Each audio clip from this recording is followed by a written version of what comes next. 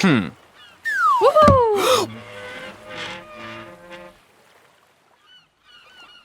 The first thing we're going to talk about is why we're doing this. Yeah. Right? I think we both have motivations of some sort. Like we're doing it, right? I guess I have some clue as to why I'm doing it, a little bit. You know, why do you want to do this? I mean, I've always loved, like, I love, like, talking about philosophy with you, and, like, we've talked about philosophy before. So to actually, like, make it into something that, like, other people can enjoy is just super amazing to me. Yeah. Why would anyone care? The reason I care about philosophy is because it's kind of just like what life is all about. It's talking about like how life works, how humanity works. What's your reason for doing this? I feel like humanity is struggling right now.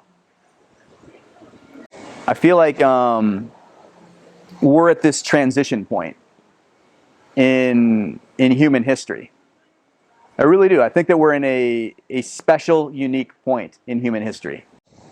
Like is it just because I happen to be alive right now and you and I happen to be alive? Is that what's special about it? Or what do you think that I think is, you know, unusual or a little special about now? Because, I mean, I guess I'm not talking about, like, now specifically, but, like, just a few, like, 100 years ago, humanity really started, like, you know, like, the Industrial Revolution and things, they really started advancing, like, exponentially. And then there's like, global warming, which is this huge thing, and it's just getting worse. The temperatures are rising, ocean water, and it doesn't really seem like there's any huge impact that's being made on it. Every time I think about it, I almost feel kind of hopeless, because it's like, if I'm just one person, what can I possibly do to, like, influence the world? What we've got right now in the world is we've got a world where every individual's actions affect everyone else's actions globally. Right? That hasn't always been the case throughout history. In fact, it's been exactly not the case throughout most of human history. When we were just little tribes in Africa, right? And there was a tribe somewhere, you know, in North America, or not North America, but, you know, Southern Europe. I mean, you know, the story that tribal leader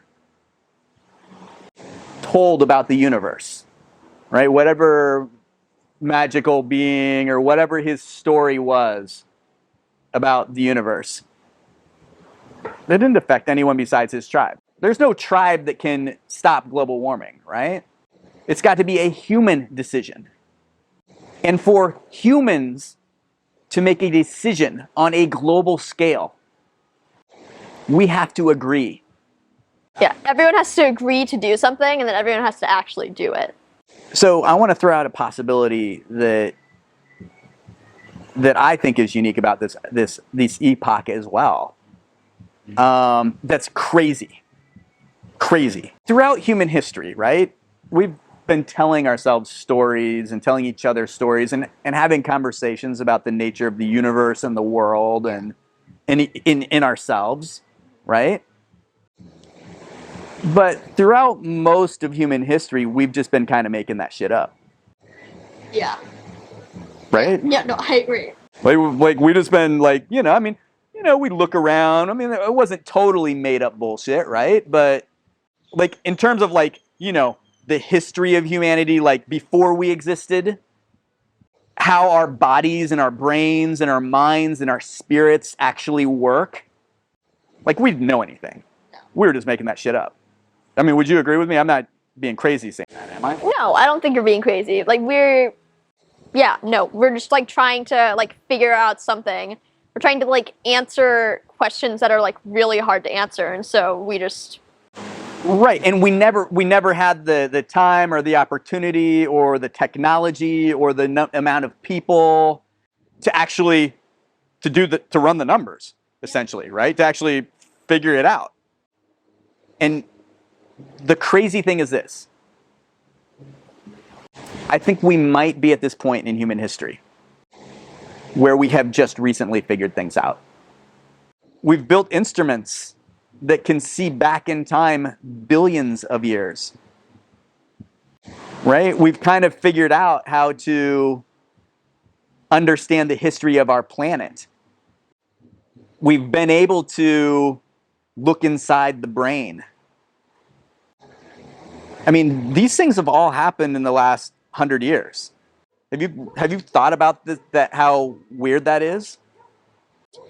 I'm not constantly thinking like, wow, how crazy is it that I have like a computer that can like show me things, like I can like talk to, I can like communicate with people across the world, because I grew up with that. Like that's been my world.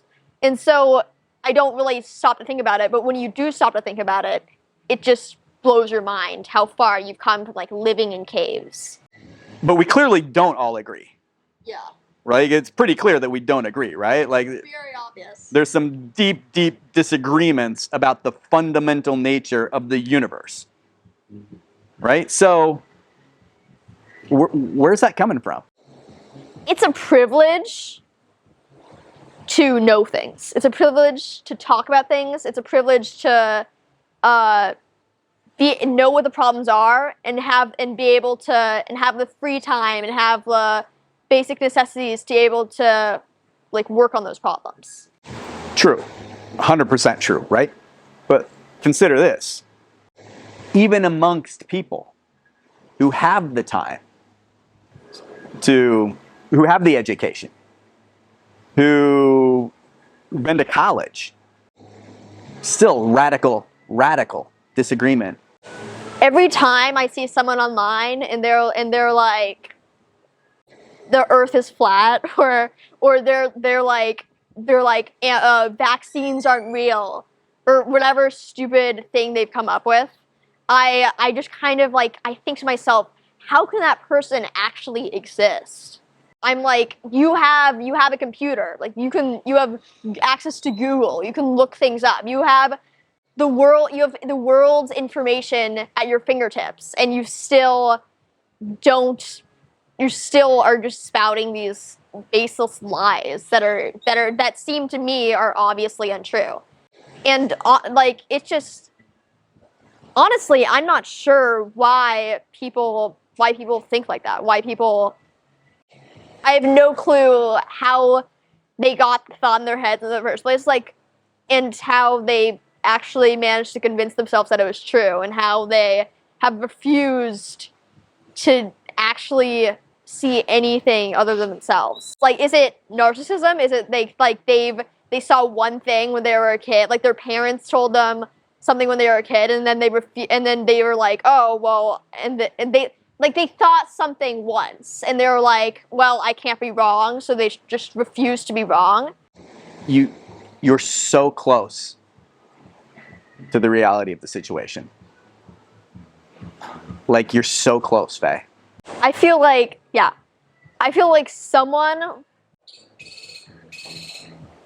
just like, they didn't know. Well, like, let's take vaccines.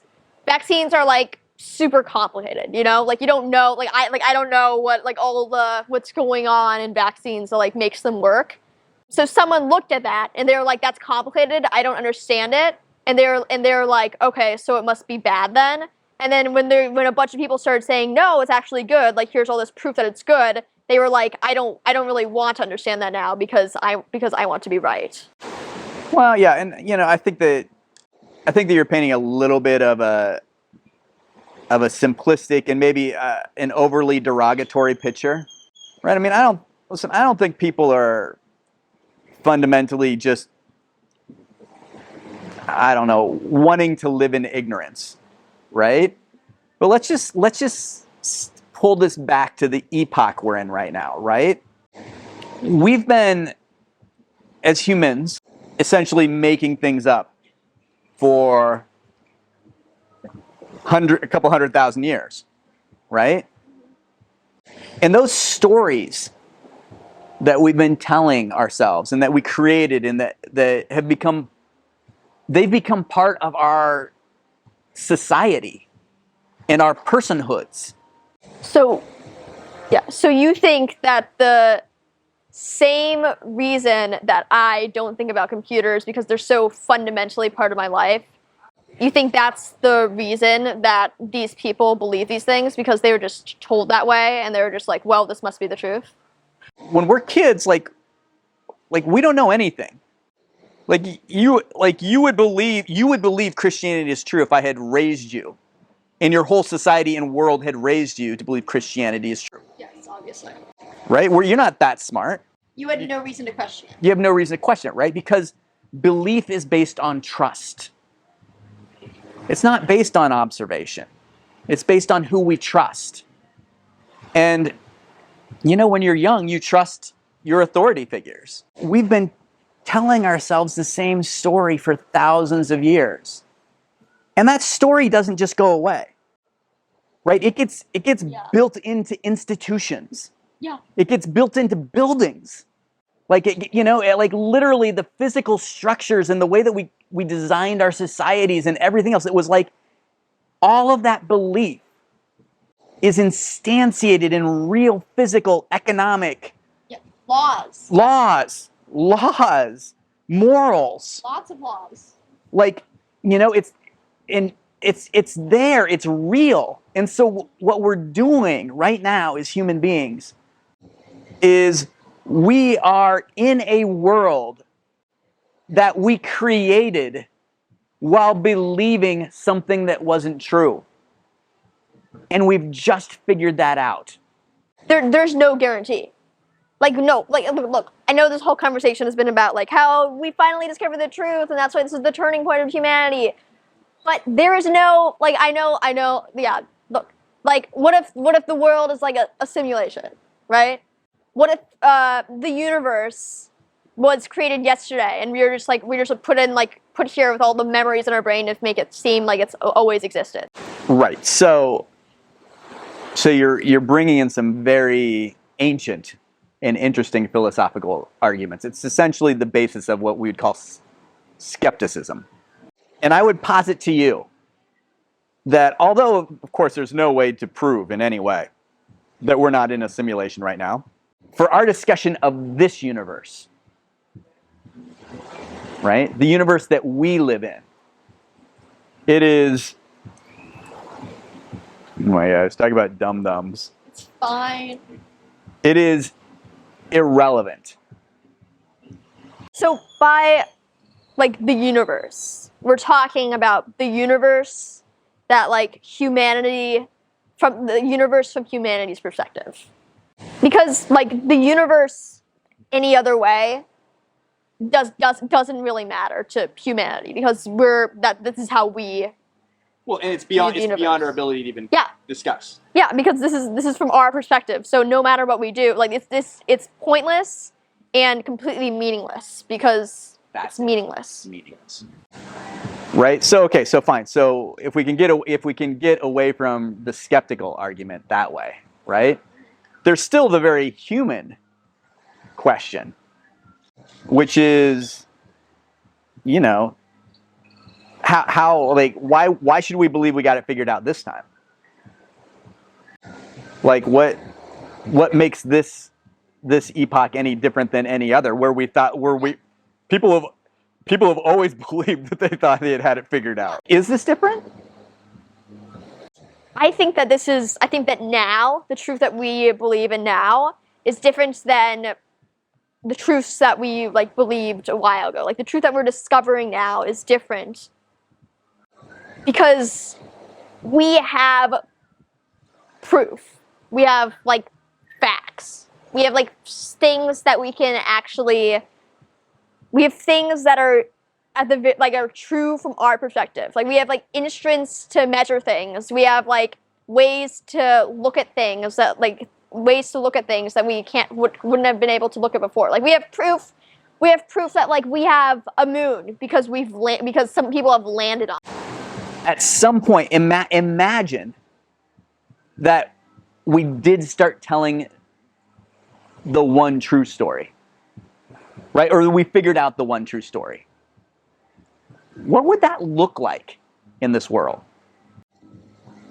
I would posit to you that it would look just like we'd be in exactly the situation that we're in right now. Yeah. Right? Where there's just crazy conflict. You can see that, right? you can see that this is what we've got going on right here is we've got a fundamental conflict of belief amongst human beings. And it's tearing us apart right now. And people think that there's some sort of political solution to this problem. But I will tell you this, Fay. We will never solve the problems that are confronting this world until we solve this fundamental disagreement about what the universe is. Because it's impossible. Yeah. We can't talk about the universe intelligently. We can't make the decisions about what's going to happen to the planet Earth 100 years from now if we don't all agree that the numbers are right. Yeah. And crazily enough, no one wants to have this conversation. Like, how often do you see this in YouTube channels or the news or whatever the hell it might be? They're always talking about these little teeny. They're acting like we just have these little disagreements, right? Yeah. We don't have little disagreements as humans. We have fundamental disagreements about the very nature of the universe. We have one huge disagreement, and it's about what the universe is. Yeah. And until we come to some consensus on that question, we're not going anywhere. So that's why I'm here. That's why I'm having this conversation. Because, hey, listen, if no one else wants to have it, why not you and me? Yeah. Right? And also because it's a cool thing to do. Also because it's a cool thing to do. So we just watched that video, and all about why beliefs are important. They seem pretty important to me. Seem pretty important to me. All right, cool. So what's next? Next week, we're going to be talking about how beliefs actually form. Right, so how we actually get them. Mm-hmm. Okay, cool. So what do we do here? Hit like and subscribe? Don't forget to like and subscribe, everyone. All right, see you next week. Every Friday, we're releasing one. See you next Friday. See you next Friday.